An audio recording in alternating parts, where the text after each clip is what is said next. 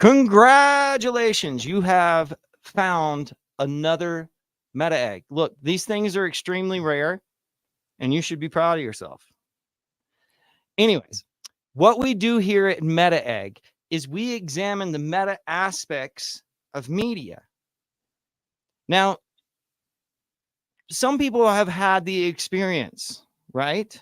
You're smoking pot with your friends, and one of them goes, "Hey, have you ever watched The Wizard of Oz with Pink Floyd's The Dark Side of the Moon?"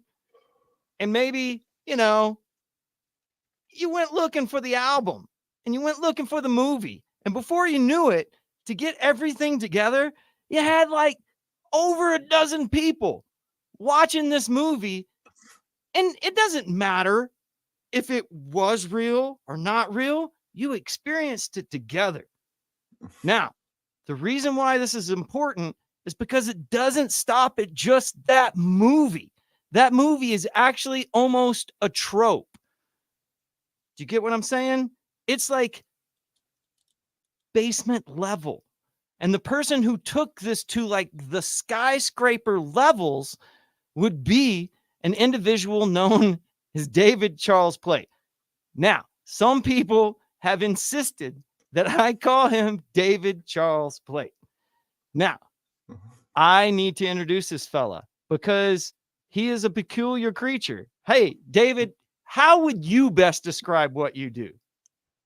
How would I describe it? Well, I mean, what it used to be for me for years was that I was going to lengths to actually get the physical media and play it together. I would get Dark Side of the Moon prepared with the first heartbeat, where you go on, take a turntable and you hear that first beat, because you got to know when the album begins. You don't have a digital reference for it, and I would actually get the third roar of the MGM Lion to align with that. But I was introduced to that in junior high by my brother. Just told me about it, and I went home, and I didn't have the CD, I had the record. So my first experience of this was a VHS of The Wizard of Oz and the record Dark Side of the Moon. Since that time, I've dedicated most of my life to this phenomenon and seeking out other examples of resonance. And everything will go in sync with everything to some degree, because that's just the nature of things. But what fascinates me is when it crosses a certain line in places where you really have to question how this could even happen on its own, or what that even means.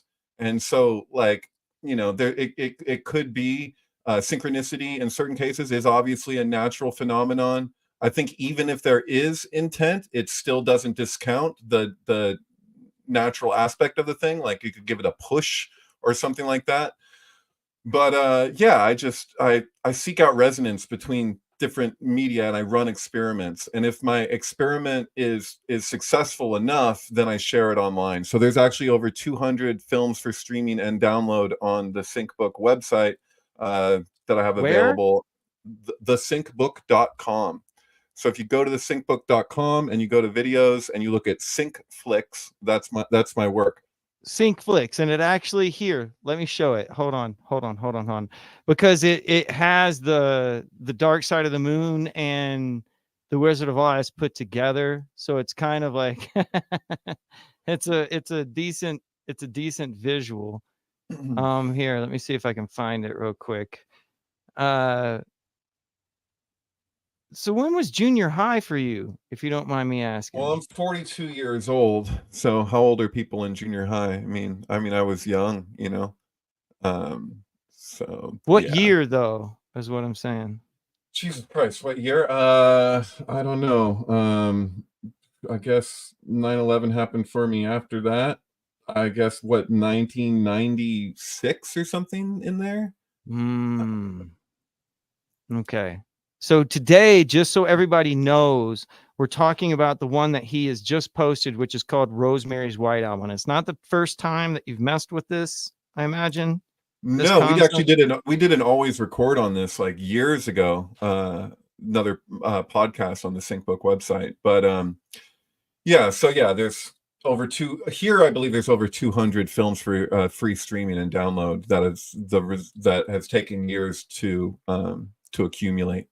Well, the issue is basically copyright, because you're playing the visuals of the movie with the album. And so what SyncBook basically had to do, if you guys aren't aware of what SyncBook is, if you go up here and you look at SyncBook has podcasts and it has subscribers and all of that, it has generated enough money to get itself its own servers. And these servers basically get around the copyright. So you see Meta Eggers right there, but right next to it is Right. Syncflix, which is David's like Yeah, I don't layer. even think we're getting around copyright. Like even that terminology for me doesn't really apply ultimately because the different platforms have made decisions where they will take things down even if you have a grounds for fair use. And so I don't really honestly think we're getting around anything other than those platforms being uptight with what we should technically be allowed to do, in my opinion. And so, yeah, it's more in line with the sampling or collage art or things of that nature. And so the film itself is put into an entirely different context, as well as the music. And so, like with a lot of these pairings, like this has the audio of the film included in between the vocals. So it's Yeah, not you do a even really good job with that. By the way, I think that I had seen this without the movie's audio mixed in before, but it really makes yeah. an impact as far as timing's concerned. Yeah, there's anomalous things that happen in the course of it in that way. Yeah. So, okay, wait a second. There's something that I want to make apparent here. I think I sent it to you in the private chat, so I'll move over here and look at this and then move this up here. No, it did not work out for me. There we go. Oh, I see. Okay. Now this is a news article. I'm going to read this news article real quick, okay? Save for the Kennedy assassination, coincidence has perhaps never coagulated with the same deeply and probable intensity as it did around the Manson killings. Stranger still is the manner in which coincidence seems to knit the Tate LeBlanca murders together with both Rosemary's Baby, in parentheses, a great film, and The White Album, in parentheses, a great record, as if all three were somehow of a piece, and in a sense that goes beyond the former's being directed by Polanski or the latter's inspiring Manson's decided helter-skelter scenario. Now, okay, why don't you do the best you can, David, to tell me why it's important to mash up the White Album with Rosemary's Baby, like as far as layers of meaning go. So, I went to go see Once Upon a Time in Hollywood in the theater by myself, and afterwards I overheard people talking about it as they were leaving, especially like young people. Their reaction to it was like, what was that even about? Like, I watched a different movie than they watched. So just like with this pairing, it's like the more that you're aware of the backstory and the crazy synchronistic web that exists, the more impactful the experiences of viewing this pairing, because it's one thing on a surface level, like even just like you could be like, oh well, that flows really nicely, or the music seems to complement the films in different ways, but things will get said in both the album and the film along with the visuals that will reference particulars that have a lot of depth in the, like, what we could call maybe this isn't Hollywood, this is New York of course, but like Hollywood mythology. And it connects to Hollywood in terms of Polanski and the murders. But yeah, so it's there's so much going on. Like we could just start going into some of those fine points if you want to. That'd be Well, one way to do it. okay, let's stop right here. At this particular scene within the movie is where the young couple played by Mia Farrow, and I'm not sure this actor's name. I know that there's a history to him, but his name is Guy because he's basically a stand-in for her husband who gives her up. Spoilers to the devil to have a baby. Yeah. This is within the Beauty and the Beast realm of understanding, or mythology, like cycle, I guess. We just mentioned this off of the Think Tank, which both David and I occur on regularly, that you can find at Xirtus, at Andreas Xirtus or Xirtus, Xitrus, Yeah. on YouTube. Anyways, Think Tank happens every Tuesday. And we've talked a lot about this idea of like the Beauty and the Beast archetype. Yeah. Which is basically the devil, the dragon or beast in the book of Revelations, having an affair with the Scarlet Woman, which can take a bunch of different actresses' mask, so to speak. But tonight we're talking about Mia Farrow being like one of the predecessors or mythological carriers of this moniker. Right. David, So and what yeah. am I right? Yeah, so Mia Farrow was in India just before production started for this movie, with the Maharishi, with the Beatles. So she was hanging out with the Beatles, right? And she goes directly from that to this production. You know, there's the second song in the album is Dear Prudence, which is a reference to Prudence Farrow, who was there with them as well, who the song is actually reaching out to Prudence to kind of step out of her space that she was going into, because she got so into meditation that was basically all she was doing with herself and with her life. And so, you know, that has applicability, and that's this show is called Meta Egg. That's extremely meta, right? Yeah. So this scene itself, Mia Farrow's sister is actually like a song title within the actual album. Yeah, second song on the album, yeah, following back in the USSR. And so this scene in particular, they're looking at a body that had just landed on a Volkswagen Beetle parked in front of the Dakota, which in 1980 was where John Lennon was killed. Actually, what you're looking at in this shot as they're walking away is the exact spot where John Lennon was gunned down by Mark David Chapman. And so the woman who landed on the Beetle in the film, I'd have to look up her name. It's Vitri something. She was Playmate of the Year in 1968, which is when this movie came out. They referred to her by her real name in the film when they meet in the laundry room, and she ends up getting what they call the devil's pepper, which is very reminiscent of Sergeant Pepper, right? But she gets that necklace, and you know, I didn't make that connection, because first off, we need to say, like, there's this weird, there's this nerdy Easter egg of Aleister Crowley actually being on Sergeant Pepper's. Now, granted, there's a shit ton of individuals who have influenced pop culture, both that would be considered heroes and anti-heroes, on the Sergeant Pepper's album. But anyways, Aleister Crowley was the writer of Moonchild, which was the template. We'll say template. Right. The template of Rosemary's Baby, I think. In certain respects, you could make that argument. Yeah, there's also the argument that I'm probably pronouncing his name wrong, but the writer of Rosemary's Baby, Ira Levin,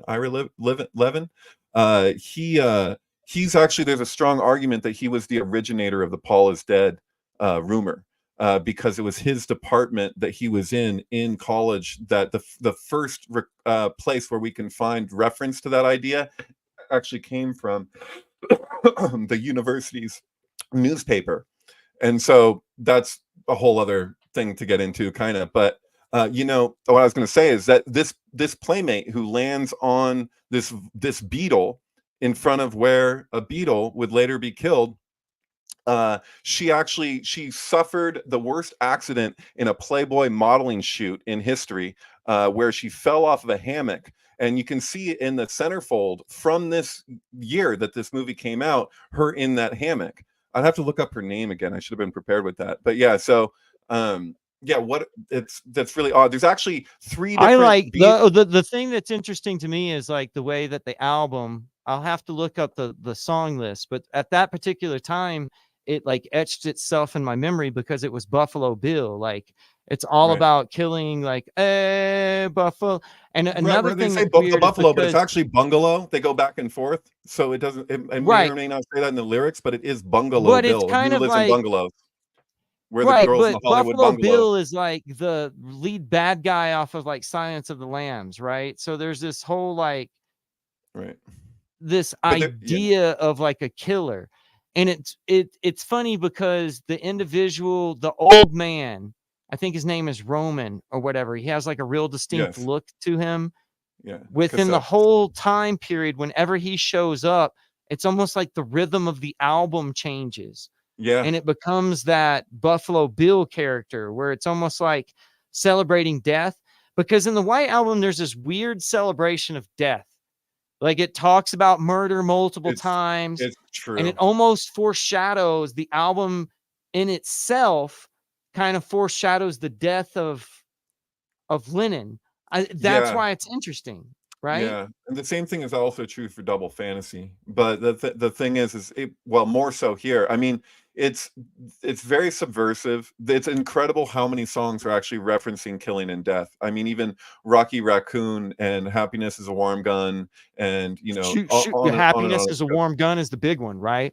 Because it's like, oh man, is that foreshadowing? That's Right. just like Well, there's crazy stuff horrible. here. So you know, like Rise was written on the wall along with other things in Sharon's blood. I believe that was Sharon's. But anyway, during the Manson murders, they wrote Rise on the wall. The argument for writing Rise was that they heard that in Revolution Number 9, which is, you know, appears on this album, second to last song, if you want to call it a song.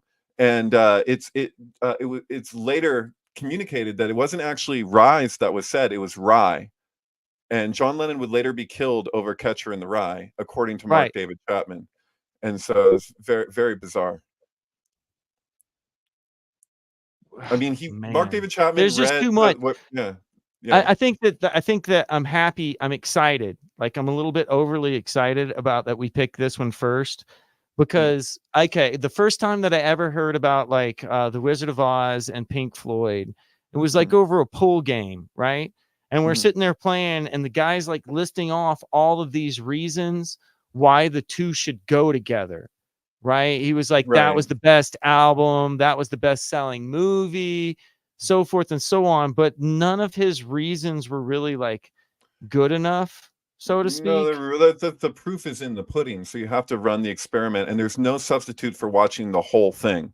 And that's the way a lot of these pairings actually work, because you'll catch things if you're paying attention and you're watching it like you would a regular movie. You know, you're paying attention, you'll catch things. So like the way that Dark Side of the Moon culminates with the Wizard of Oz is such that the third round, because it goes 2.25 times with the album with the film, and so it's the third round. When if you start at the third roar, she lands back in her bed at the end, and it on the lyrics, home, home again, I like to be here when I can, Home, in time. And so home again. the experientially, it's about that tying it all back together and that delivery. And so that's, you know, even if beyond the looping, it's the way that these things will pay off if they're really solid. So some of them are just Right. like they cross a certain Because the only line. reason you would watch it is that extra layer of meaning, right? Like the music sort of like acts as a secondary soundtrack to the actual movie. And again, Right. you did really well with this because it's almost like when you bring in the voices of the actors, there's no music in the background. It's just their voice. And so it's almost like a little bit of a punctuation on how what's going on in the song basically relates to the visuals that you're getting in the movie again. But again, like right when it starts off, well, first off, what is the beginning of your newest track? Because it's not the White Album, right? There's a little bit of Oh, a yeah, I took a little bit of a creative liberty because I aligned the end of both these albums with the very end of the film, and so okay, so there's that's the end of the Manson family. I and kind of it suspected that. just so happens when they get into the elevator and the lines that get said right before Okay, the light White Album starts is actually, he's saying you're in advertising. And he goes, so "Oh, you that's where wrapped all it the money is, around. isn't it?" So it's right when it says that's where the money is, isn't it? And right before they get in the elevator and it starts, and then there's the beginning of Back in the USSR has that airplane sound effect. It really Right. works with the elevator. So it just landed that way because I aligned the ending as I did. And so like you wouldn't necessarily know how to do that unless you're looking at it on like an editing program of some sort, but yeah, no, I put in just for because I put in Who Has Seen the Wind from Yoko Ono, which was the B-side of Instant Karma, which felt meaningful to me. But that song has always kind of reminded me of that theme song from Rosemary's Baby. La la la la la la la la la. Like Okay, so. yeah, yeah. So yeah, I just kind of left the volume up of both on a little bit. You did something for that first part. So, but yeah, So it's not. as a devil's advocate, I mean, the White Album is a very like dissociative album. It's not an album that is easy to put on at a party, so to speak. It's my favorite Beatles album, and it's been that way for many years. And but Really? yeah, absolutely. The thing is though, is that the album ends with a lullaby, and It's the whole album is an lullaby. I so it only is. noted. Okay, wait, we're getting Yeah, ahead of yeah. ourselves because that's Are important we? to understand. Like Rosemary's Baby is a movie about this devil baby being born, and the whole album of Yeah, like the White Album is a whole bunch of lullabies, like yes. creepy ass lullabies. Yeah, it's Like, true. w- And the same thing w- is true for Manson Family Sings too. And so, but the okay, thing yeah, is all that right, it ends with this lullaby, thus making the whole thing into a symbolic lullaby. And this is supposed to be the for high real, point of the revolution of the 60s. They got revolution number 9. The thing is that the end of the movie is her stepping forward to basically give the child a lullaby to rock. Is like let the mother do it because this woman is just kind of like shaking the crib and the baby's crying, the devil's baby's crying, and they're like, let her have her mother or whatever. That's kind of like carries through the whole thing in this really weird symbolic way. I mean, yeah. It's strange because it's called Rosemary's Baby, but you only really see the baby at the end, and you still don't really see the baby. And there's that line, "Its eyes. What did you do to its eyes?" Tracy Twyman argued that she thought that that was actually a reference to Frank Sinatra because Mia Farrow found out that she was pregnant in real life while they were filming this movie. And she didn't know if the babies was Woody Allen's or Frank Sinatra's. And the question, bum, and bum, bum, because Frank bum. Sinatra was known by old Blue Eyes, right? So Right. like the question was, when Pretty the eyes. baby's born, we'll be able to Oh, tell whose baby it is. And the thing is that Frank Sinatra has all these connections with the Catholic Church. He filed for divorce with Mia Farrow on the day and year that the impregnation scene was shot for this movie. Like that's not a mistake. Bright Like he was Eyes. basically like, if yeah, Bright Eyes or Blue Eyes, yeah. Bright, but Or you're thinking his of the name is ape from Blue Planet Eyes, of the but we're talking yeah. about Planet of the Apes again. Right, Look, but she's man, like, I yeah, can't, I yeah. can't, I can't, Go ahead. I gotta mention that there's a Do it. relationship here between those movies. The original Planet of the Apes, 2001, and Rosemary's Yes. Baby all come on the same time. Same year, yeah. Yeah, And yeah, and the there's a connections are lot of endless. like crossovers and connections between the movies themselves. There's Yeah. Easter eggs between the movies, as well as like, fuck, I'm Dude, just go ahead and say dude, it. But the yeah. World Trade Center like relationship and how it develops is actually shown within the movies themselves. Also, I mean, would you Right. agree, David? Yeah, yeah. Construction started for the World Trade Center in 1968, the same year of Planet of the Apes, Rosemary's Baby, and 2001: A Space Odyssey. 2001: A Space Odyssey is the exact same length as Rosemary's Baby from the Dawn of Man. So, like, if you start the film at the Dawn of Man sequence, they align that way. Sometimes I like to actually play this sync with 2001: A Space Odyssey as well. But yeah, the amount of parallels between Planet of the Apes and 2001 is off the charts. The director of photography for John Lennon's Imagine video was the ape who first touches the monolith in the movie 2001.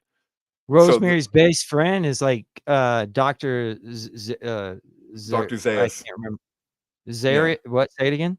Dr. Zaius. You just remember from the Simpsons Dr. episode, Zaius, you're Dr. right. Zaius, Dr. Zaius. Yeah. So Dr. Zaius, Dr. Zaius. the lake that they land in at the beginning of Planet of the Lake Apes is Powell actually the lake that they soar over during the Jupiter and Beyond the Infinite sequence of 2001: A Space in Odyssey. 2001. Both Like films they deal were up heavily against with, each other for special effects. I think well, yeah, Rosemary's Baby gets taken out of that, but all movies have like the taint of Beauty and the Beast. yeah. So they had a new category in the Oscars. It started in 1968 for best special effects makeup, and they gave it to Planet of the Apes. And Arthur C. Clarke argued that he believed that they gave it to Planet of the Apes because they didn't actually know that the apes in 2001, that many of them were human beings in costume. That the costumes were so good they thought that they were looking at apes or something. And so there's an argument for that, especially at that time, the way that people perceived the special effects. Like it's only later on that we can go, that doesn't look quite right. I mean, the most impressive part about 2001, special effects wise, isn't anything in space. It's actually that first whole sequence of Dawn of Man, because all of that is filmed indoors. And you might never guess that, and that's one of the arguments for him faking the lunar landing, because When you say that Dawn of front, Man, you're talking about the apes eating and opposing each other and beating each other with bones and stuff. All takes yeah, place inside, which has to r- do with the way that Kubrick filmed, which leads to the faking of the moon landing and stuff of that nature, because it was kind of a state of the art way of actually filming. I right, guess the closest analogy of it would be Disney's current volume. What they call the volume is basically used to kind of like mask the fake background, and Kubrick's time it was projected on there, and then they would cover up the projectors with rocks or something that's similar. yes. Yeah, the base of it. Yeah, so you'd always find that point where the terrain changes, and you can see that in all the lunar footage practically. So like that line where you're looking at a terrain change. You're actually frozen Right. right There's now. like You're not a frozen for rock the viewers. line. There's a rock line in the distance. Right. And so, 2001: A Space Odyssey is you're looking at the birth of Christ, right? The return of Christ. It's a star child at the end. It's got a messianic message there. But then when you look at Rosemary's Baby, you're looking at the reversal of that. So there's this idea in Kabbalah that the Klipo mirror Tetragrammaton. If you take the titles for 2001, where it says the dawn of man, and then it says Jupiter mission 18 months later, and then and Jupiter and Beyond the Infinite, and you do the English gematria of those titles, it totals 777, which is the gematria of the lightning flash that extends through the 22 pathways of the Kabbalistic tree, or at least the pathways that make up that zigzag lightning flash. And so what are the chances of that? Because that's literally describing the Shefa, the emanation of Tetragrammaton as the tree of life, and then Rosemary's Baby is communicating a whole reversal. Anton LaVey, the head of the Church of Satan, was actually a consultant for this film, Rosemary's Baby. It's rumored that he's in it during the impregnation scene, but that's not actually true. Although there is references to Sammy Davis Jr. in the What is film with somebody his book on the shelf. What's that? does somebody say that he is the Satan? Yeah, that's a rumor. That's not actually true, but he was a consultant for the movie. So what the fuck ever. Yeah, no, that's crazy. So and then also Susan Atkins, shortly before the murders happened, was actually filmed. I've seen the film. I'm not sure if you've seen it, but of her in the coffin where she plays a vampire, and she gets out of the coffin and she points at the audience like they're her next victim, and she was high on LSD when they filmed it.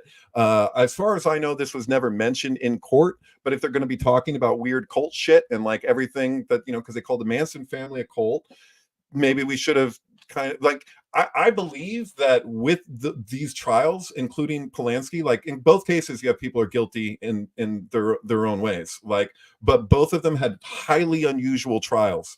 Polanski and Manson, where they basically suspended the normal rules for a trial and decided that they would do it completely different. I personally theorize that they did this because Had they had like a real trial with Manson, it probably would have blown, or not probably, it would have blown the lid on a lot of the weird underground shit that was going on in Hollywood. And you know, in all kinds of ways, because you have like what was actually happening with the Satanic Church, and then and beyond, and then the Process Church as well, whatever. Although, you know, I don't know the degree of that. But then with Polanski, it would have blown the lid off of casting agencies being used as prostitution rings, where parents basically pimped out their children, and you know, What no we one ever call casting porn now. yeah, no one ever talks about that there was a direct underground tunnel between Polanski's home where that incident happened and the Playboy Mansion. I didn't mean to say Polanski's home. It was Jack Nicholson's home where Polanski was when that happened. So Jack Nicholson actually had a tunnel to the Playboy Mansion. Shut up. It's true. It's true. So did Warren Beatty. Nicholson did Chinatown with Polanski. Is that right? Yes, he's in Chinatown, and then he's in The Shining, obviously. And so, well, yeah. The Shining isn't Polanski. That's Kubrick. But this, they're right this, on top this, of this, each other is what you're saying. This connects, because who was the other targets of Mark David Chapman besides John Lennon? It was Johnny Carson, the most famous line in The Shining being "Here's Johnny," and David Bowie, who did Space Oddity. Space Oddity was played during the Apollo 11 launch. Think of Danny's sweater. Think of 2001. All the conspiracy theories that have to do with Kubrick being also the individual who faked the moon landing. Yeah, so that's the thing. So, oh man, yeah, no, it's extensive, and so, you know, the Beatles play into this in so many ways. Whatever we want to extrapolate that, you know, extrapolate from those things is one thing, but the data kind of speaks for itself. What are you doing over there? I'm having difficulty, but it's fine. It's fine. It's fine. Okay. Everything's fine. You're using your phone, I guess. Is that what's happening? Okay. Yeah. I was just making sure it was focused. We got to get everything into focus. I mean, the thing is like other people have made the connection. Like we were reading the news article earlier today where people were making, but that's not like, I mean, for some people, they get a little obsessed about it. Some people take it as not very important.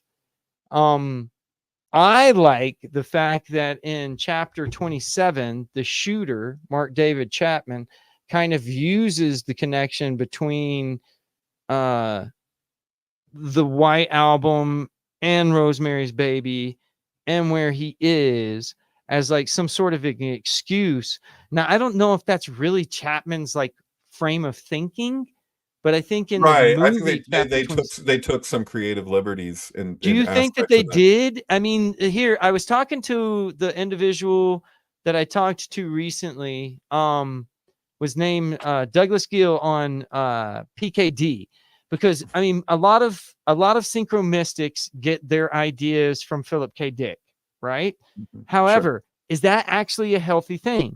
Like, here's the thing that we're dealing with: is this healthy? Like seeing. Come on, you got an answer. I can see it in your face. What do you think? Is it healthy? I don't know. It depends. Like, I'm more interested in the data than I am anything else at this point in my life. So it's just like, I'm like, you know, I follow the data and it speaks for itself. So, you know, Lenin was killed on December 8th, 1980. That was actually a year before I was born to the day, just by the way, but that's irrelevant. But it was actually, that is a religious holiday. That's a Catholic holiday known as the Feast of the Immaculate Conception, which is the day that we relate to the Virgin Mary's impregnation, the Virgin's impregnation, right? So that's the day of conception, and so it's pretty fascinating then that a day that is for Catholicism is the most directly referenced day with the film happens to be when that took place. It's very bizarre. So yeah, there they are in front of the Dakota. Yeah, this is the Dakota, the building where Rosemary's Baby is filmed. Right. So So the interior shots aren't actually filmed at the Dakota, but the front is, and it's supposed to be in the Dakota. So, and I believe that Yoko still has a room there to this day. Not just a really? room, an apartment. Yeah. Huh. I Yeah. just think it's interesting because I mean, there's so much that between right next to it is, I think it's called the Sam Raimi's or something like that. Mm. Not, I'm not talking about the director, but the Sam. There's another building right here with this little peak at the top. You can see Hmm. that is tied to CIA like drug trafficking. Yeah. They So didn't there's a film lot it. of They didn't film conspiracy theories that anything. To, Nothing was to take place at the Dakota. There was like a rule, or I think it was kind of like a just out of consideration. So from the end of 1980 into the future, nobody really filmed anything that was to take place at the Dakota until Vanilla Sky. And so, like, you can see it shows up in Ghostbusters, like the giant baby of the Stay Puft Marshmallow Man walks in front of the Dakota at one point, right. but it's very rare that would actually show up in any films just out of respect until Vanilla It's the Sky. one that's right next to it. This one right here that you'll always see, Mhm. because if you're looking at the park, it has two distinct towers that are identical, and you can always say, "Oh, that's right next to the Dakota." Yeah. But that's So called like the Sam Raimi's or Sam. I think Mark Leclerc, who was a, God rest his soul, Mhm. was a was a synchromistic who talked a lot about this idea, because he did a lot of what you do. In fact, I only know maybe 3 people who do what you do as far as like the Syzygy. As first off, let's look at the word Syzygy for a second. It's Syzygy, sir. Right there. Syzygy without the R. And it basically is a nearly straight line configuration of 3 celestial bodies. So it's an astrological, like astrological term. Yeah, in this case, it would be like you as the viewer are the sun, and then one piece of media is the Earth, and the other piece of media is the moon. So it's an occultation. There's also the application of this in psychology as well, and Jung like to use the term a lot. That's why I find that it works well for this in his particular relationship to it. Yeah, But yeah. because I mean, Freud and Jung were one of the first individuals who basically said, "Hey, this means something else." You know, Hmm. Yeah. that symbolism was a little bit deeper than the eye beheld, so to speak. That there was some sort of alignment, I guess, is what you could say. Right. Well, keeping in mind that Jung's whole idea of synchronicity is derived from a beetle. So, like, it was a beetle that flew in the window. If you look at his book, Synchronicity and a Causal Principle, is very explicit in the way he describes the idea first occurring to him, where he would actually, there was a patient doing the couch trip. They're describing a dream with a scarab, and then a scarab happened to fly in the window. And he breaks protocol kind of, and he picks it up, and he asks the person to open their eyes, and he shows it to them. Oh, by the way, yeah, yesterday, this film is all related to the Paul is dead stuff, because Paul McCartney got in that moped accident, and so he gets into a bike accident, and that's what kicks the whole thing off, where the Beatles disappear in that film. So it's kind of a Oh, nope, subliminal nope, Paul is nope, dead nope. Go communication. into detail. Go into detail on what you're talking about. Have you seen Yesterday? Oh, yes, of course. Okay, so you know when it all starts, when the So you're Beatles saying drop that out of reality, he gets when in the he bike has his accident. event where he Yeah, gets hit by the yeah, bus, yeah. that's He chips his. basically the same story that's behind It's Paul not is even. dead? Yes, and there's all these other aspects to it because he chips his tooth, and so that was one of the things that the Paul is dead enthusiasts trip Paul out had on a is the way chipped that tooth. the chipped tooth, and then it disappear. It shows his tooth comes back, and then it disappears again. It comes Right. back, and it was that Okay. he said that the reason why he got into the moped accident was because he was so distracted by how bright the full moon was, and then when you look at the timing in which he gave, it's actually the new moon, so it doesn't make any sense. So there's I'll actually allow it. there's probably 50 different His ways. name's Jack. Yeah, yeah, totally. Yeah, no, it's a whole thing. And then this is Danny Boyle, who also you might know. You can't watch this anymore online because it's been scrubbed, but you can find from a distance Danny Boyle's is that his name? The guy who did Train Spotting? Do I got the name right? The That sounds familiar. Yes. Yeah, it's the guy who did the Olympics demonstration that is people take as predictive of COVID-19 insanity, where where it's got Voldemort or whatever with the wand, and there's all the children in the hospital beds and all that stuff. But I feel like we should just go back to talking about Rosemary's Baby in the White Album. Right. But yeah. Okay. We just mentioned this one word. Well, yeah.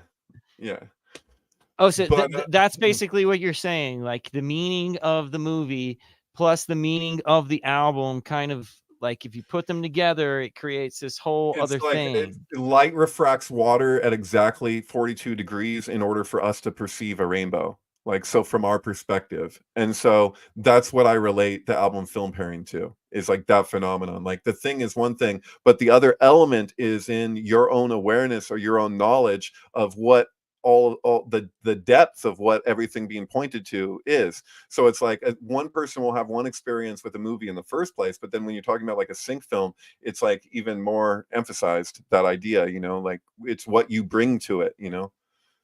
Well, I think that it is interesting to look at actors in a film and how they relate to other films that they've done. Yeah. Baby, let's see, International Movie Database. Okay. Because you're familiar with Harold and Maude, right? Of course, yeah. Hal So Ashby. how best can you describe the story of Rosemary's Baby? With do your best as a synopsis for somebody who's never seen it. It's if you're like, they did a good job in that show, Mad Men, where they all go to see it and then they make a commercial inspired by what they saw, where there's like everyone's surrounding somebody and everybody's in on this conspiracy, and it's the same premise as Gaslight. And actually the movie Rosemary's Baby seems to reference this much older story about a woman with yellow wallpaper. I forget what that's called. Do you know what I'm talking about? There's like, it's a really weird, trippy story about a woman who becomes she kind of like goes into the wallpaper in her mind. Even if you type in yellow wallpaper book, it should actually come up because it's quite famous. But yeah, throughout the movie, they seem to be making reference back to that. But the point is it's about gaslighting. It's a woman who's gaslit, but then it turns out that it's all true. It's called the yellow wallpaper. Yeah, that's it. And so like the way It's a that they'll short shoot it. story by American writer Charlotte Perkins Gilman. Gilman, first published in January 1892. Yeah. Jeez. In the New England magazine, it is regarded as an important early work of American feminist literature for its illustration of the attitudes towards mental and physical health of women in the 19th century. It is also lauded as an excellent work of horror fiction. Yeah. Plot: the story describes a young woman and her husband. He imposes a rest cure for her when she suffers temporary nervous depression after the birth of their baby. It says post-mortem. Then they spend the summer at a colonial mansion where the narrator is largely confirmed to an upstairs nursery. The story makes striking use of unreliable narrator in order to gradually reveal the degree to which her husband has imprisoned her. Yeah. So it's basically like, how would I describe it? Stream of consciousness describing Stockholm syndrome. Yeah. It's basically misery in reverse. Totally. And so yeah, it's that idea that everything that you were your kind of your worst fears that you were considering could be happening are actually happening. And so for Polanski it makes sense. Like, he survived the Warsaw Ghetto and the Holocaust, so it's like back in the USSR. Yeah, totally. And so you can see throughout his his film career, him kind of making reference to these particular things that he experienced. And so this is part of his apartment trilogy, which included Repulsion and The Tenant. The Tenant is all three are crazy. But yeah, if you haven't seen The Tenant, I highly recommend it. That's it, it's one of these things where it's like, we're a lot of the films that Polanski has made since 1980, or actually, let's just say that, I should say, since they they applauded The Pianist, aren't known by American audiences, but they're known more in like European audiences. So a lot of people aren't exposed to a lot of the movies that he's been producing. But yeah, he definitely like draws back from a lot of that early childhood stuff, along with everything else in his life, including the Manson murders and everything. So I mean, that's part of this, is that he's a Holocaust survivor making a movie in like that's like a real like big budget Hollywood film. It's a hit, and then these it's followed by his pregnant wife, 8.5-month pregnant wife, getting killed. And then it's amazing that flash forward into the future, he's so incredibly demonized. And what he did, I think it's cool that you picked up on Mad Men, yeah, because Mad Men had that whole Sharon Tate connotation as well towards the end of it. everything. Mad Men Right. had it all. So the child was reading Mad Men was very Rosemary's self-aware of what we're Baby. talking about. The daughter's reading Rosemary's Baby, and then there's Right. the episode of The Monolith, where he looks down the elevator shaft. There's all this Babylon reference with like even the intro to every show. Every show ends with the sun card from the Rider-Waite Tarot. You've probably noticed if you watch it to the end of the credits. But yeah, I mean, yeah, there's a million things we could discuss if, if you want to get into particulars. Julia, that was John Lennon's mother's name, so there's the song Julia in the White Album. And the fact that you're looking at a story of Rosemary's Baby, the whole thing is about childbirth. You have Rosemary's Baby and 2001: A Space Odyssey are both movies about childbirth. One of the Star Child, one of the Antichrist. Right. Like, I don't like it's so synchronistic. It's hard to imagine that just being whatever you want to call it happenstance. But I'm open to anything. It's very bizarre. Well, I guess it's time to say, if you haven't already become a subscriber to Meta Egg, please do so ASAP. Right now, we are doing Rosemary's White Album, a film and album, Syzygy. Sure. This is a concept by David Plate, who you and I go back a long way. Yeah. And this is something that you have wanted to do for a long time. So I think that we should probably continue to do it. That's why I labeled this one number 1. Okay. Maybe sometime soon we can watch another one of your videos. If you want to see more by David, and this is not an outro, by the way, we're just chilling here for a second. You need to go to thesyncbook.com, hit videos, and then hit Syncflix. That has the Dorothy with the rainbow going through her brain, and that is symbolic because it will blow your mind. However, this is not what I wanted to do. I wanted to look at like what I did. I thought that this was real. I thought this was best in watching one of your films, is to have like a piece of paper nearby and write notes. And what I ended up doing, however, is like grouping it into the actual like songs. And what I noticed most of all was that like the songs definitely, beyond a shadow of doubt, sort of sectioned it up into scenes. For instance, like right after when when she has sex with the devil, oh my God, this isn't a dream, this is really happening, that scene. Yeah. Then like they wake up the next morning and it's like da da da da da da da dum boom boom boom. They say it's your birthday, and it's like then you intersect with the dialogue from the movie, and it's like, oh, this is baby day. They're talking about the fact that that was the day they had marked on the calendar that she was fertile, and like that's when she was ovulating. And I don't know, it just messes with you because the whole tone of scene to scene changes in this movie. Sometimes they're happy, sometimes they come home and they're mad at each other, And that kind of is dictated by the actual tempo of the music. And so if you're a fan of just looking at cinema, this is interesting, especially if you know the movie. But if you're also a fan of listening to music, this is entertaining because like the emotion of the music transfers over. But this is the question, David. What the hell does this? I mean, is this proof of like multiverse weirdness? Or is this intent?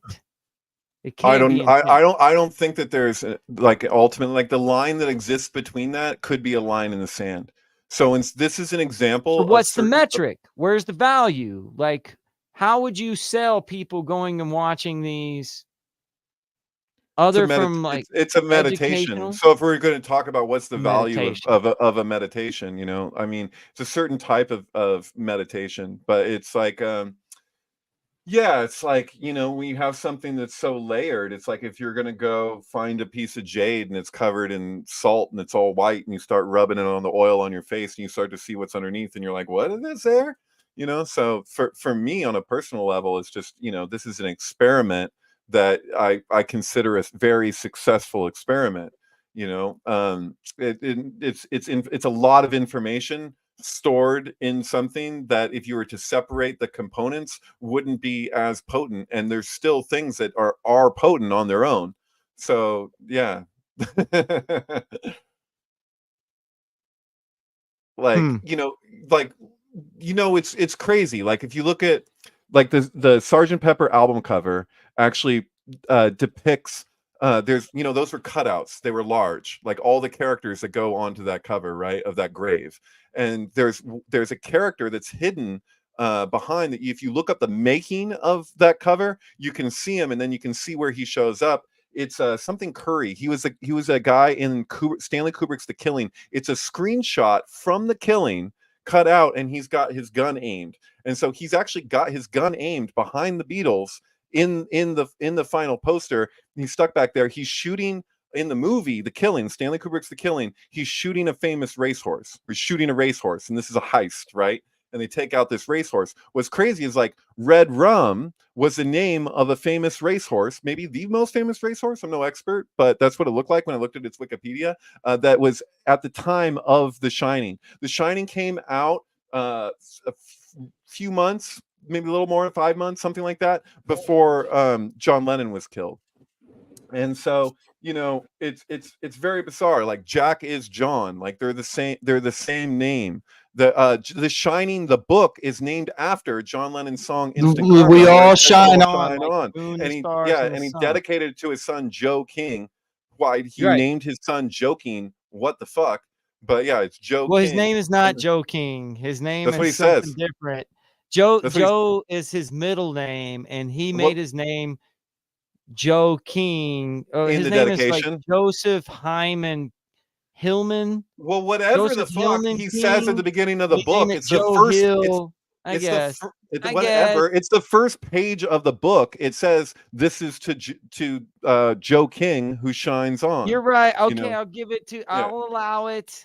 Yeah, but okay. But anyway, yeah. Point being, instant karma is still in here. You guys see this? Just so you know, Grand Empress is my daughter, and she stalks David. So DCP is like a little love letter. And I don't want to see any weird Rosemary's Baby happen, David. Mr. You know, by you focusing on it, you're making it into a bigger deal than it otherwise seems to be. No, that is not what is happening. Hey, but I gotta say, like, this scene right here made me realize that Rosemary's Baby is a sync movie. Like the way she figures out what is happening to her is in a very like synchead, like completely piecing shit together. Yeah, because there is something happening around her, and she's picking up on it, and she's feeling more and more crazy the closer that she gets to uncovering it. And so it is like kind of in and of itself is kind of like one of those ultimate sync films in a really weird way, because that's what we're doing. But we come up against conspiracies, people conspiring and looking for the order that's beyond that. What I want to find is the hand of God coming through into what should be our chaotic humans goings on. But there's a shell that you come up against, and that is people conspiring. And so there's something beyond that, though. And so that's the thing, is that that there's an organizing principle that exists in nature, like that exists, that is a thing. And then there's also human manipulation. And so there's something that when you're investigating something like this, especially in the high weirdness of like an album film sync, if it's solid, is you come up against this point of like, is this like, how mechanical is this, like how meticulous was this, if at all, like, or like what is the nature of magic? Like that's why I say, like, is it like just you give something a push or what? But yeah. So here she is saying, what is its eyes? What did you do to its eyes? And then that being the question is that when she actually has the baby that she's pregnant with in this scene, they're going to know that it was Frank's, who has all these ties to the Catholic Church, and it's probably not going to go well for him, From the Beyonder and Miss Marvel having a baby in like Avengers 200 or something, to any like we talked about Charlize Theron earlier tonight, and Charlize Theron is in that movie called The Astronaut's Wife, right, which has all kinds of parallels to this and 2001: A Space Odyssey at the same time. And yeah, it's true. Well, I And mean, then it's even advertised as like the new. I mean, nobody knows who that movie is anymore, but that movie was advertised as the new like Rosemary's Baby. Sure. Yeah. And so we need to talk about Kevin, but yeah. So I mean, Anyway. if you had to if you like wanted to do I mean, do we like skim off of this idea of the Beatles and chapter 27 and stuff of that nature and look at a film that has to do with this, or do we go in a totally different direction for our next one, looking at unrelated material? There's a million things that I could have said in this hour, or that probably whatever you could have put out there. We can keep going. Like, I'm not necessarily cutting us off right now. I mean, I like the idea of continuing on with Once Upon a Time in Hollywood and Norman fucking Rockwell from Lana Del Rey, because that's on the same. It extends directly out of this in a way. I mean, they're spinning around the same stuff. So, if you want to stay on topic, that'd be the way to do it. But we're not very good at staying on topic, either of us. But we try. It's hard. It's hard. When it comes to sync, it's hard. Yeah. Well, there's a lot here. This is like fertile ground. I think that's the biggest thing, is like it's almost made fun of in Hollywood, this relationship between Roman Polanski and everything of that nature. Yeah. And so I think that it deserves to a good looking at. If anything else, it like helps to educate you on things that happened before you, so to speak. Because I mean, we're getting to the time period where the Beatles are ancient history almost. What, right now? Well, I think so. In a real big way. Like Ringo's still playing live, on the time period where a lot of things that happened in the 70s is probably going to get forgotten. And it's just the nature of the beast, to so to say. I mean, the whole gestalt of Meta Egg is to go back in this like Ready Player One and try to find the ripe little jewels that should be before your time. But like if you're a film director or if you're a music lover, like studying the Beatles and studying Roman Polanski are kind of like imperative. You get what I mean? Yeah. And then if you're a nerd or a synchead who adores like trivia and stuff, these things create rabbit holes, and those rabbit holes. I like sync because it allows me a means to kind of like approach something more objective with just information. So especially when you're dealing with things that are very charged topics and people have all kinds of reactions and judgments or whatever, you know, these things that they relate to, they can all be true, but at the same time, sometimes they get in the way of like the intricacy of what's actually going on. And so I like it when the data accumulates to the point that it just speaks for itself, you know.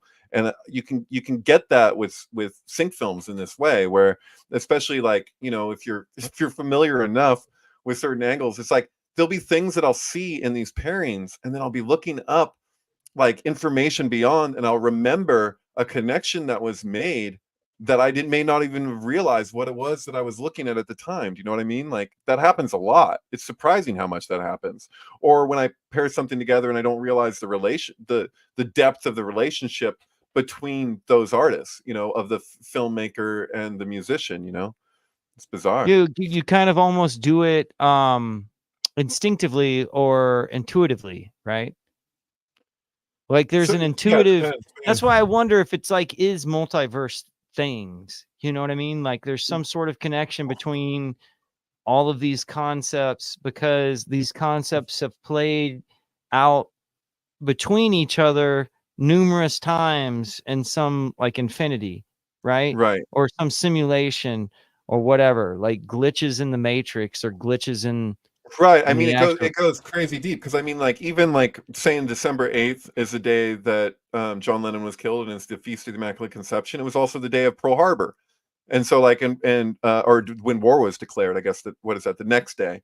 But it relates to Pearl Harbor. Pearl Harbor was Japan. Like, look at this picture. Like this is England, Japan, and Mark David Chapman was from Hawaii. Like the three converged on the day. Like it's weird shit like that. You know? Yeah. I don't know if we've Yeah. I don't know if we've determined where to go next though. What did you say? know, Lana Del Rey and what? and Once Upon a Time in Hollywood. Once Upon a Time in Hollywood. Let's go to thesyncbook.com.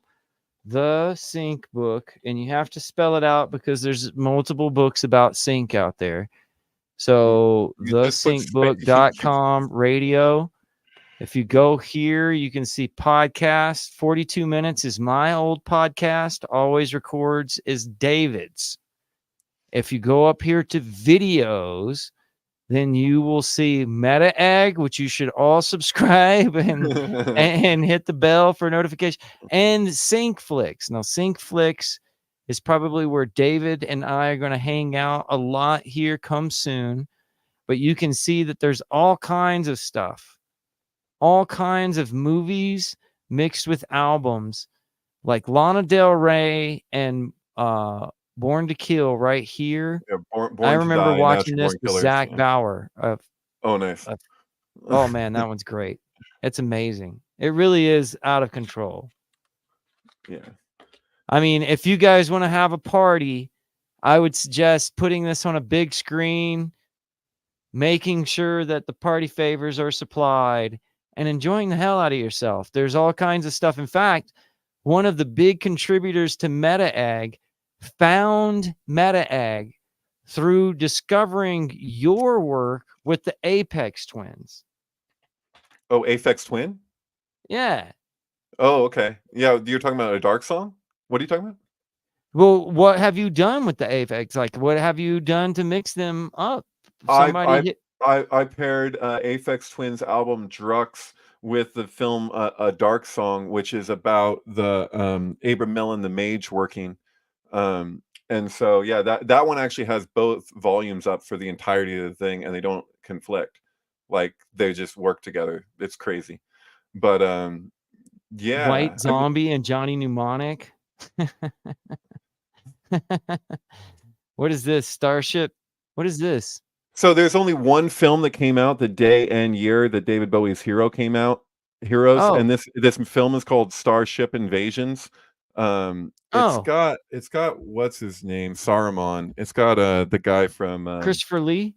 Yeah, Christopher Lee in there. Yeah, it's weird. It's a UFO movie. Jackie's Strength. This is Tori Amos. Yeah, from the Choir Girl Hotel and Jackie. And this album, she has this song, Jackie's Strength. And so it's resonant. Actually, in fact, that whole album feels like a concept album to Jackie O. I don't know. There's a lot here, man. Joy Division and Alien. Are you serious? Yeah, they came out. I That's think kind of dope. I think That's they came out kind of dope. within 5 days of each other. This album and this film. Really? Yeah, that makes sense. And look at the image on the Joy Division thing. Where have you seen that in Alien? Like it's almost the exact same image that shows up. That's crazy. creepy. Yeah. Okay, so a lot of like, I mean, if the album of Rosemary's Baby and the Beatles has so much baggage that goes along with it, but sometimes you just do it on when they came out.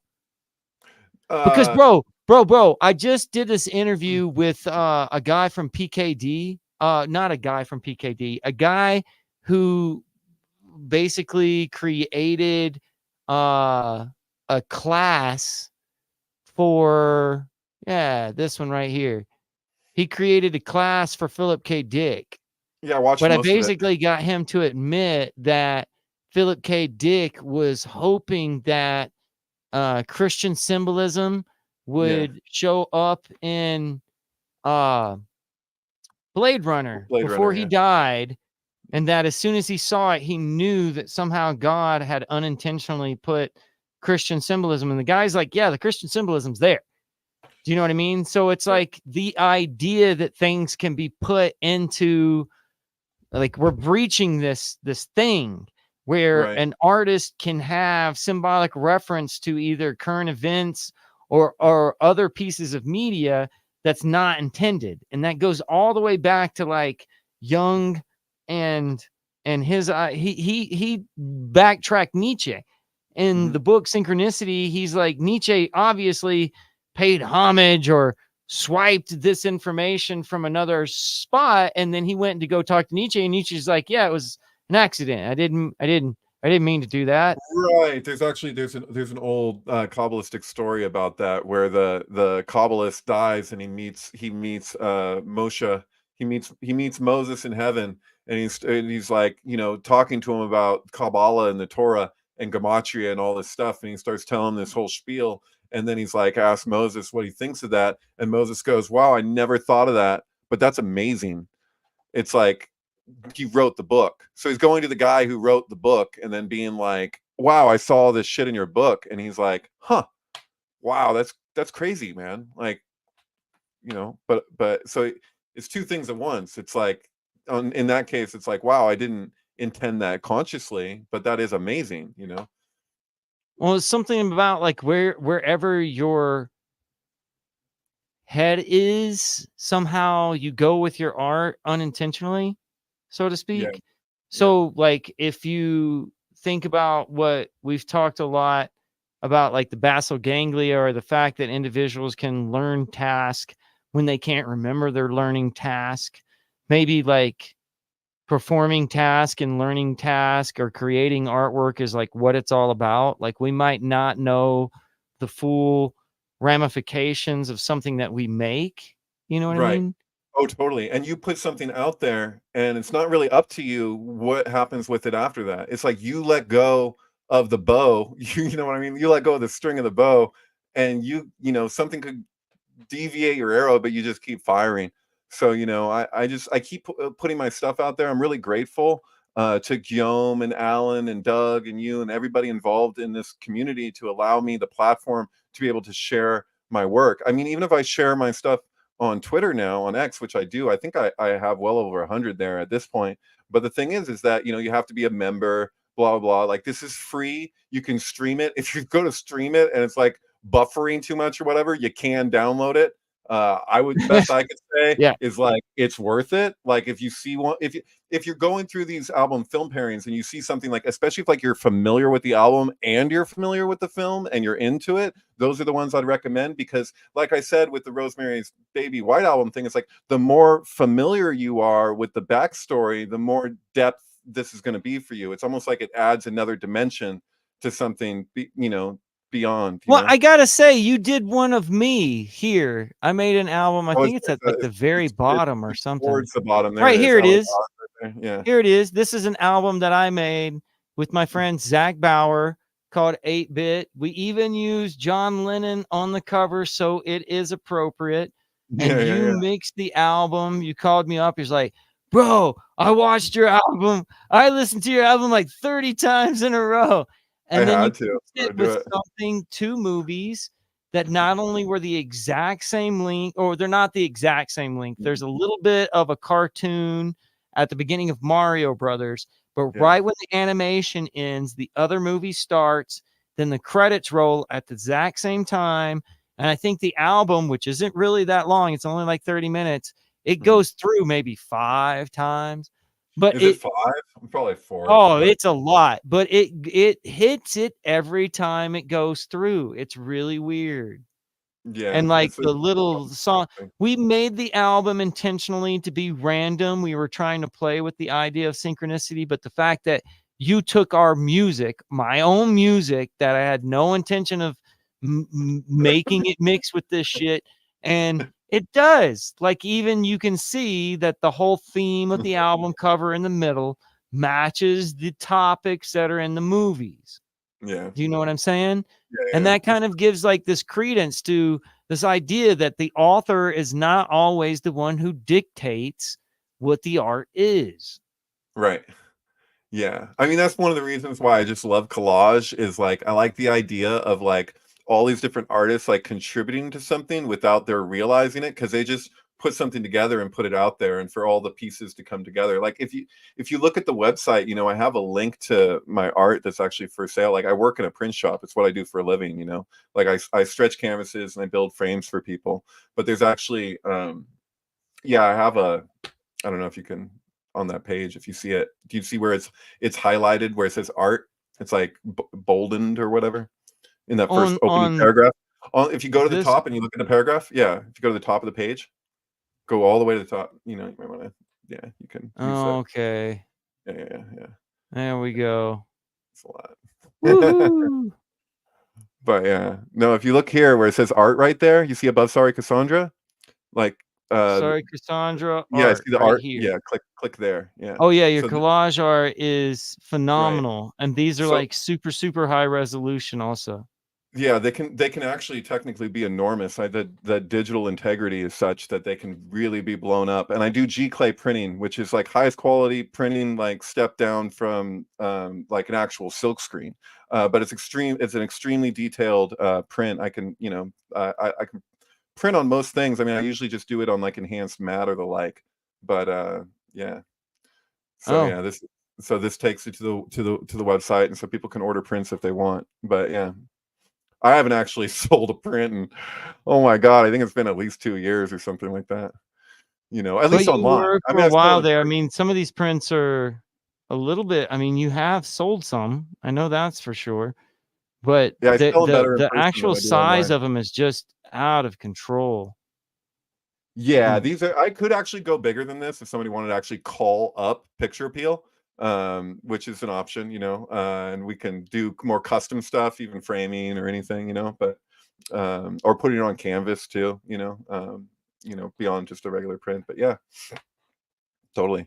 But yeah, no, I was just communicating that I like that idea of like people contributing to something without their awareness. Because like me, I get to like be like as a medium. Like I used to, like when I would paint and when I would draw and stuff, I would have this kind of like personal attachment to what it is that I produce. But the thing is, with like sync films and with like digital collage art or whatever it is that I'm working on, or regular collage art, like I don't have the same personal connection to it. Like I don't look at it, like I never get tired of looking at it.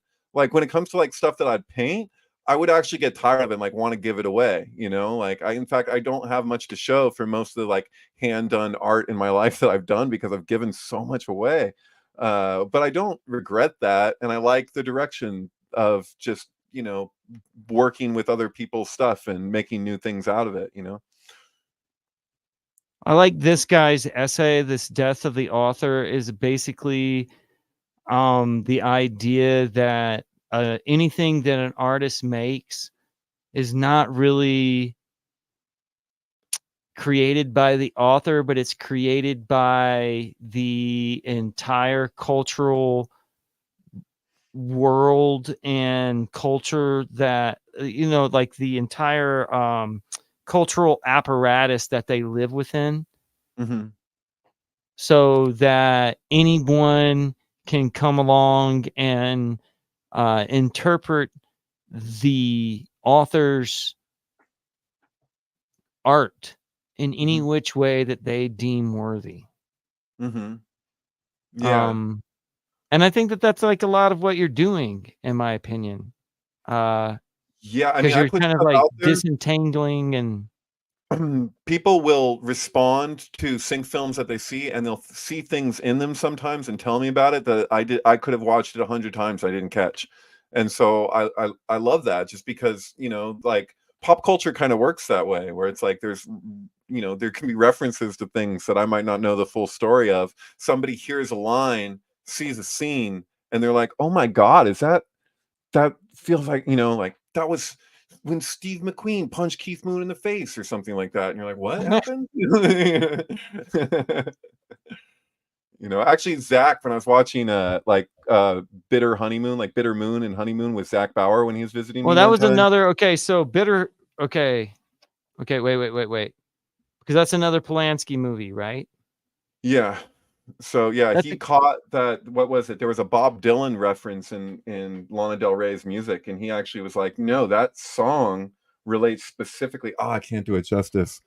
What that was, but yeah, no, I'm just people catch things that I didn't.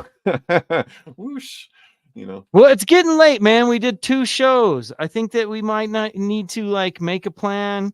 I need to watch the next movie, and then if not Yeah, next Tuesday, sometime next week, we need to get together again and talk about the next one.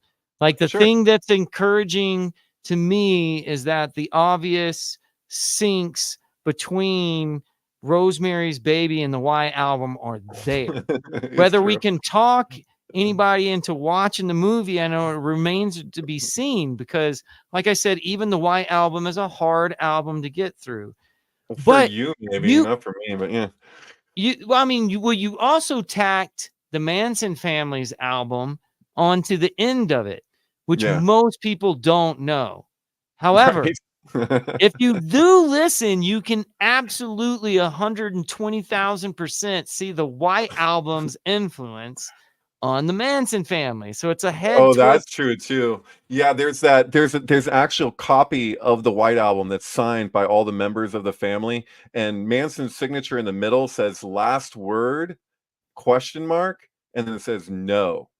Like exclamation point, I think, but it's like no, like, and I'm like, is he saying that somebody's last words were no, or is he saying, is the White Album that he's signing the last word and he's saying no? Because they're completely like, this is the thing, is that the juxtaposition of the White Album to the Manson Family Sings is crazy, because one is like the no budget album, it's like they're Right. working with nothing, Naked. and the other one's like, at the time, is like the biggest Mass production of the produced. year, Overproduced. overproduced album of the year, and they couldn't be at more opposite sides of the, like, the, But they ripped it off. Like there's one point where they just mix the lyrics up to obla dee, obla da, and they just write their own lyrics. But you're like, you're just singing the Beatles, man. And right, it's but like you realize there's issues, though. There's major issues, because like even beyond the White Album, so like the photograph for Abbey Road where they're crossing the street, the iconic right. cover of that album, The one that's played on yesterday.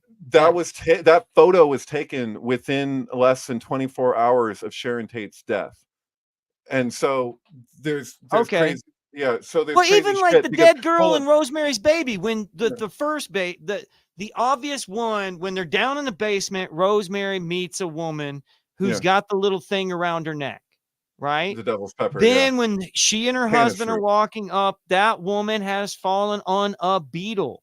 On a beetle. Like, There's 3 other beetles on the road in the different scenes right. in front of that building. That's the 4th beetle Just that gets like hit. in Abbey Road. Like there's beetles all over Abbey Road. I mean, of There's a course, beetle like on I the guess left. There's that's a the white only beetle. vehicle around in the 60s. Like what the hell? There's a white beetle on the Beatles cover. That's not a mistake. And it's probably not a mistake that there's 4 beetles in front of the Dakota if you look at the different scenes in front of the Right. Dakota and you add them up. Right. And In the so, exact place where he dies. Like it's weird. yeah, it is fucking weird. But the I was gonna say about that the Abbey Road thing is that, in that album, when they say 1, 2, 3, 4, 5, 6, 7, all good children go to heaven, that was written on the door of, I don't think it was Spawn Ranch. I think it was the Death Valley place. The It's other written one. on the door, and apparently, I mean, somebody could fact check me on this, but from my understanding, that was written before the album was released. Like it had to have been, actually. So you can No, that doesn't make any sense. That's weird. it does, because there was more communication happening between people than we realize, in all likelihood. And so do we know the specifics of that? We can speculate to a degree, but he's all up in that world. He's drug dealing for this whole scene, like all kinds of relationships, So yeah, it's pretty nuts. I mean, he got that place by trading a gold Beach Boys record, to the owners. They let him stay there because of that. Like, and then it was because Terry Melcher had lived there prior to Polanski, and that's who he had thought had lived there until he showed up a few days before and met Sharon. If you watch in Once Upon a Time in Hollywood, when it shows him meeting Jay Sebring, that's not actually who he met. They left out the guy who was like in the quad relationship, because Sharon Tate was actually with 3 men. It wasn't just Polanski and Jay Sebring. It was this other guy. I forget his name, but he's in Cul-de-sac, another Polanski film, and he left the film industry after Sharon's death because he was so devastated, and he was never in another movie or anything like that, And so Quentin Tarantino, when he made that movie, out of respect, he didn't even include him at all, and he put Jay Sebring in his place as though they were just one person. But yeah, Zagarat says the intelligence community connects all these worlds, and he is not a liar. No, it's true. It's true, and it's there's incredible amount of connections. I mean, even when you're talking about like that Anton LaVey was the consultant for this movie, and then Anton LaVey is there with Susan Atkins shortly before the murders happen, while she's playing a vampire in a stage production, and then Sharon Tate had just played a vampire in Polanski's Fearless Vampire Killers.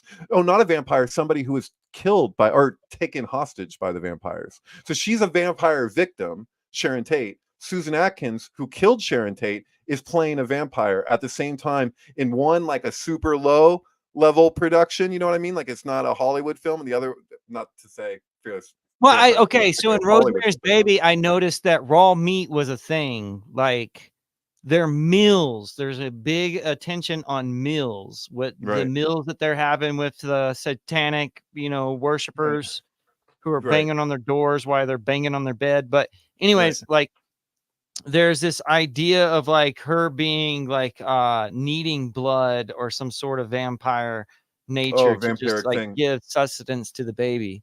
Yeah, totally. I mean, what's crazy too is like Sharon Tate was originally going to play Rosemary in Rosemary's Baby. I mean, that makes sense. Right. They both get pregnant. You know what I mean? Like Sharon Tate gets pregnant, Mia Farrow gets pregnant in real life, during this time. And so it's crazy too. Like Sharon Tate's first movie had 2 working titles. One was 13, and the other working title was what is it? I'm thinking of the name of the book now, Day of the Arrow, but Eye of the Devil. Eye of the Devil. So Eye of the Devil is associated with witchcraft. So yeah, that's like, well, if you watch the movie, it's about the Golden Bough, and they equate it with the 12 disciples around the 13th Jesus, and then he gets sacrificed. And so this is a ritualistic killing of the king movie. She plays a witch in it. That's her first movie, is titled 13. Her last movie is titled 13 Chairs. So the last movie she's ever in is 13 Chairs. Her first movie is 13. If you're looking at tarot from below, the 22 Trump arcana, if you're going from bottom to top, the 13th arcana in that reverse respect would be the High Priestess. And so that could be what's being referenced. I'm not really sure. It's pretty bizarre. This is hilarious. Piano Gigger says a bunch of Satan worshipers singing Love Shack just popped in my head. Bang, bang. Shot you down. Bang, bang. Hit the ground. Yeah. Oh, Sharon Tate equals 121. John Lennon 121. I don't know. Is that English? Antichrist 121. In what system? Now we're getting geometry. Or gematria. whatever. Yeah. Gematria. We have 7 gematrias. Okay, Bizarro World. Okay, all right, guys, listen. It is getting late. Okay. David, I Yeah, know it's sure. not as late for you as it is for me. Oh, right. You're in a different time zone, right? I forgot. Okay. Thank you for doing this. This is fun. Let's do it again, man. Let's do it Thank again. you. Just Awesome. probably tomorrow. Just send me the Lana Del Rey and the next one, and then we'll talk more about it. But the thing is like, honest to God, we really just like pecked the surface. There's so much. I don't even know if we did this justice. It's an infinite conversation, actually. Like, if we wanted, we could continue on the same track for like an entire podcast that went every week, but we don't have to do that. I'm just saying we technically could. It's like Thank you. Yeah. I've had to deal with my daughter like spamming this and Sing Tank's chat room, who apparently she's not the only one who's in love with David Charles Plate, but you good looking beast. Thank you for joining us. I appreciate all the work that you've done. I mean, if we go back to how many different movies that you have on the syncbook.com, up underneath the videos, up underneath Syncflix, it is it's a big catalog with a lot of different genres and both movies and music. And I think that if people would consider it as some sort of like value to experience with other people, I know that you like to have individuals really focus on it. But some of the best situations that I personally have ever been in is when I'm standing in a room while they're playing in the background and people are making comments and like elbowing people. Like, did you see that? Is this really happening? Like, I've watched a lot of them with Zach, and it always gets down to the point where halfway through the film, we're yelling at the TV like, wait, press pause. Like, we have to stop and talk about what just happened. We can't just go on.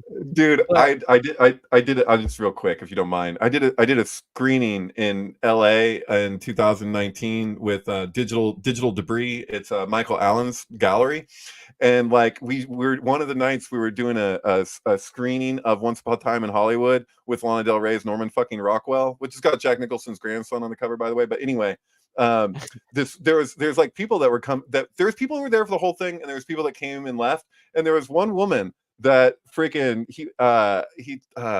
Michael Allen told me afterwards she was in there for, I'd say, a good maybe 8 to 10 minutes, and it was a scene when they go to the Playboy Mansion. And she stood there and she watched that whole sequence, and she walked out, and Michael Allen said he overheard her say to her friends, she goes, I don't know what the big deal is. They're just in there watching Once Upon a Time in Hollywood. So she witnessed, like, I'd say at least 8 to 10 minutes of a sync film, didn't know she was watching a sync film. Right. She didn't realize that she thought it was part of the film. Yeah. I really like you called it Bitter Honeymoon, the one with Polanski, and he goes on the honeymoon in the boat with Peter Lana Del Rey's. Yeah. Like that one, because that album is so good anyways, right? But it almost acts in a way, Rosemary's Baby is so like such a disassociative album that it doesn't carry that over. I mean, it does have a separation of scenes. Each scene has a different song. Each song has a different feel. But in Lana Del Rey's, it almost like works as a narrative where you don't even I've never seen that movie before. And it was like, especially like the opening credits and everything, you get chill bumps because you're like, wait, is he mixing it? What is he doing here? Like, if you don't know the material, you won't, it's almost seamless. It really is seamless. Yeah, actually, Bree, Michael Allen's wife, she walked in while we were watching Midsommar with Tool's album, their most recent Fear Inoculum, and like the way that the volume works in between the vocals and everything.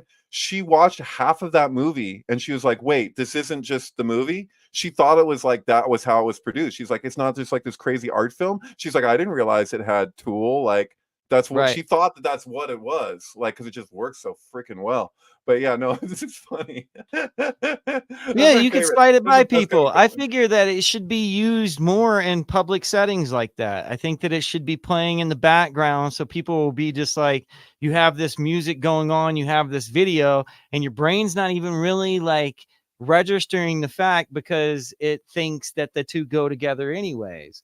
And I mean, that's like, it's weird. It's weird, man. And I know that's like why we're here at Meta Egg. We're here to see what the weird things media do, right? Totally. Like nobody does it weirder than David Charles Plate. Stay away from my daughter. Me?